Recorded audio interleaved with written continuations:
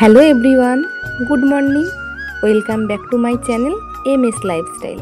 আশা করি তোমরা সবাই ভালোই আছো, আমিও ভালো আছি। আরও একটি নতুন ব্লগ নিয়ে তোমাদের সামনে চলে আসলাম। ব্লগটি কিন্তু কন্টিনিউ দেখতে থেকো, কেউ স্কিপ করে দেখো না। তোমাদের কাছে এই অনুরোধটাই রইল। আর আমার যদি ব্লগে কোনো নতুন বন্ধু দেখে থাকো ব্লগটি, অবশ্যই কিন্তু চ্যানেলটা সাবস্ক্রাইব করে দিও, আমার পাশে থেকো আর আমাকে একটা কমেন্ট করো, যাতে তোমার ভিডিওতে গিয়েও আমরাই দেখতে পারি, তোমাকে সাপোর্ট করতে পারি। আর তোমরা একটু আমাকে প্রচুর সাপোর্ট করো বন্ধুরা। আমি ভিডিও দিচ্ছি, ভালো ভিডিও, মানে ভিডিওতে ভিউজ আসছে না একদমই। তোমরা হয়তো অনেকেই দেখছো না আমার ভিডিওটা, তাই তোমাদের কাছে অনুরোধ রইল, তোমরা প্লিজ, প্রতিদিনই আমি ভিডিও ছাড়ি প্রায় 9টার মধ্যে, সকাল 9টার মধ্যে আমার ভিডিও ছাড়া হয়। তোমরা একটু ভিডিওটা একটু দেখো আর সবার কাছে একটু শেয়ার করো বন্ধুরা, তোমাদের কাছে এইটুখানিই চাওয়া। সকালে উঠেই আমি দেখো আমার সংসারের কাজে লেগে পড়েছি। আমার রান্নাঘরের কাজ কমপ্লিটই হয়ে গেছে, তারপরে আমি ঘরের কাজে লেগে পড়েছি। ঘরের বিছনা গুছিয়ে নিয়ে ঘরটা আমি ঝাড় দিয়ে নিয়েছি, তারপরে ঘরটা মুছেও নিয়েছি। আর ঘর মোছাটা তোমাদেরকে দেখাইনি, ঘর পরিষ্কার করার পর ঘরের লুকটা তোমাদেরকে একবার দেখিয়ে দিলাম। তারপরে এইদিকে দেখো ঠাকুরের বাসনটা মেজে ধুয়ে ফুলগুলোও রেখে দিয়েছি, ওটাও একটু দেখিয়ে দিলাম তোমাদেরকে। তারপরে আমি রান্নায় চলে এসেছি, কারণ একটা জায়গায় যাব, সেই জন্য তাড়াতাড়ি রান্নাটা করে নিচ্ছি। দেখো এদিকে ইলিশ মাছ দেখিয়ে দিলাম, ইলিশ মাছ বেগুন দিয়ে ঝোল হবে। আর ডাটা কেটে নিচ্ছি, ডাটাটা ইলিশ মাছের মাথা দিয়ে রান্না হবে। আর ভাতও বসিয়ে দিয়েছি, আর এদিকে পটল ভাজা। সকালে পটল ভাজা এগুলো দিয়ে খাওয়া দাওয়া করে নিয়ে আমরা বেরিয়ে পড়েছি একটা জায়গায়, সেখানে যাব। সেখানে গিয়েই তোমাদের সাথে কথা হবে আমাদের। মানে কোথায় যাচ্ছি সেটা এখন বলবো না, সেটা পৌঁছেই বলবো। অনেক দিন ধরেই ভাবছিলাম যে যাব, কিন্তু সংসারের এত কাজের চাপ, সেখান থেকে মানে একটু টাইম বের করে আর যেতেই পারছি না। যে যাব ভাবছি অনেক দিন ধরে। আর ওখানটায় গেলে যে এত ভালো লাগে, মনটা এতটাই শান্তি লাগে, তা কি বলবো। এত সুন্দর পরিবেশ আর এত লোকজন সেখানে, তা কি বলবো তোমাদেরকে। দেখো রাস্তায় বেরিয়ে পড়েছি, আর রাস্তার পরিবেশটা তোমাদের সামনে তুলে ধরলাম। এখানে দেখো ফুটবল খেলছে, তাই একটুখানি ভিডিও করে নিলাম।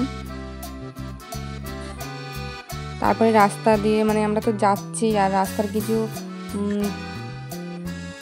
দৃশ্য তোমাদের সামনে তুলে ধরলাম। আর আমরা 4-5 জন মিলেই যাচ্ছি, খুবই আনন্দ করতে করতে গেছিলাম।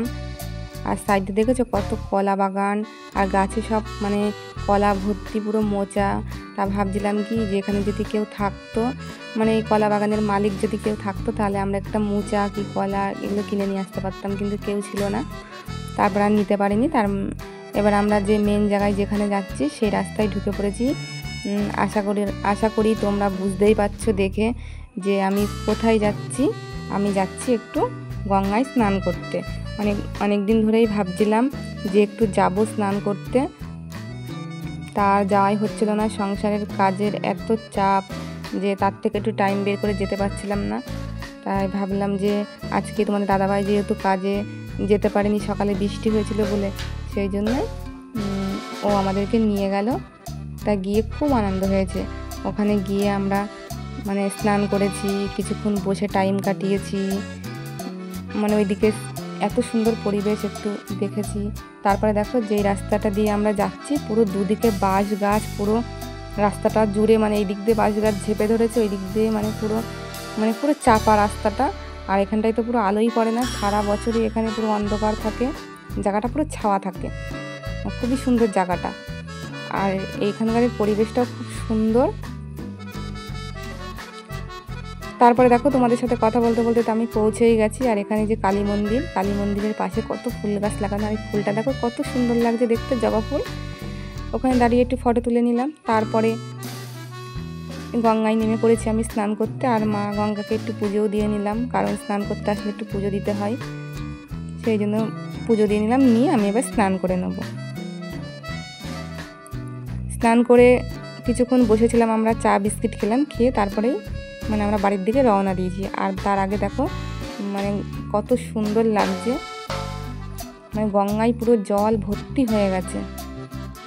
কি বলতো, যেমন কথাই আছে না যে নদীর এপার ভাঙে মানে একুল ভাঙে ওকুল গড়ে, সেই কথাটা কিন্তু পুরো ঠিকই। মানে বর্ষার জলে দেখো একদিক ভাঙছে একদিক গড়ছে, এটাই হচ্ছে। মানে সব জলের মধ্যে দেখছি যে মানে গাছপালা, কলা গাছ, এগুলো সব ভেসে চলে আসছে। আমরা কিছুক্ষণ দাঁড়িয়ে দেখলাম, তারপরে দেখো আমাদের স্নান টান করা হয়ে গেছে। এবার আমরা বাড়ি চলে আসছি। বাড়ি আসার সময় তোমাদের সাথে একটু শেয়ার করলাম। আর ওখানে গিয়ে কিন্তু খুবই আনন্দ হয়েছে। আমরা অনেকক্ষণই ছিলাম, প্রায় 2-3 ঘন্টা ছিলাম। খুব সুন্দর একটা টাইম স্পেন্ড করে আমরা ওখান থেকে আসলাম। আর প্রচুর লোক ওখানে গেছে, যেহেতু সোমবার মানে শ্রাবণ মাসের শেষ সোমবার পরের দিন, আর আমরা গেছিলাম রবিবার। সবাই গঙ্গা স্নান করতে গেছিলো। প্রচুর আনন্দ হয়েছে, প্রচুর মজা হয়েছে। তারপরে সেই আনন্দ উপভোগ করে তো আমরা বাড়ির দিকে রওনা দিচ্ছি। আর এটা দেখো, এই যে নেতাজি সুভাষচন্দ্রের একটা মূর্তি এখানে করা রয়েছে। এই জায়গাটার নাম হচ্ছে রথতলা চাকদা। এই যে এটাও তোমাদেরকে একটু দেখিয়ে দিলাম। তারপরে আমরা বাড়ি এসে খাওয়া দাওয়া করে নিয়ে, ড্রেস চেঞ্জ করে খাওয়া দাওয়া করে নিয়ে একটু ঘুমিয়েছিলাম। আর সন্ধ্যাবেলা আমাদের টিফিনে ছিল দুধ চা, আর তোমাদের দাদাভাই রুটি নিয়ে এসেছিলো, পিস রুটি। এটা দিয়ে আমরা খাওয়া দাওয়া করেছি। আর আমার রুটিটা আমি একটু সেঁকে নিয়েছি, কারণ আমার প্রচণ্ড গ্যাসের প্রবলেম। সেই জন্য রুটিটা সেঁকেই খেলে পারে, অতটা গ্যাস হয় না। আর ছেলে 2 পিস খেয়েছে, আমি 3 পিস খেলাম, তোমাদের দাদা খেলো। খুবই আনন্দ করতে করতে, গল্প করতে করতে আমরা খাওয়া দাওয়া করলাম। একসাথে খাওয়ার কিন্তু মজাটাই আলাদা। আর রাতে আমার রান্না করতে হবে না, যেহেতু আমি রান্না বান্না করেই গেছিলাম, তো সেই জন্য ভাত আছে, আমাদের সব হয়ে যাবে। ভাত তরকারি আছে, রাতে আর রান্না করতে হবে না। খাওয়া দাওয়া হয়ে গেলে পরেই আমি ছেলেকে নিয়ে পড়াতে বসাবো, কারণ ছেলের পরীক্ষা সোমবার থেকে। সেই জন্য ছেলেকে ভালো করে পড়াতে হবে আমার।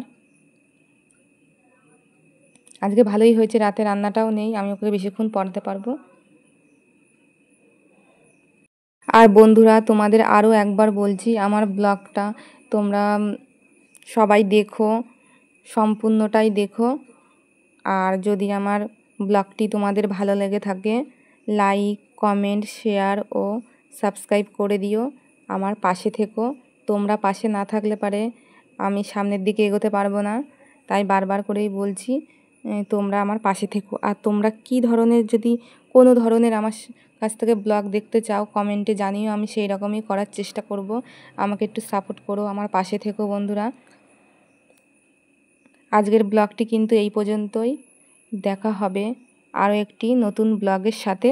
তোমরা সবাই সুস্থ থেকো, ভালো থেকো, যে যেখান থেকে আমার ব্লগটি দেখছো না কেন। আর তোমাদের সবাইকে জানাই গুড নাইট।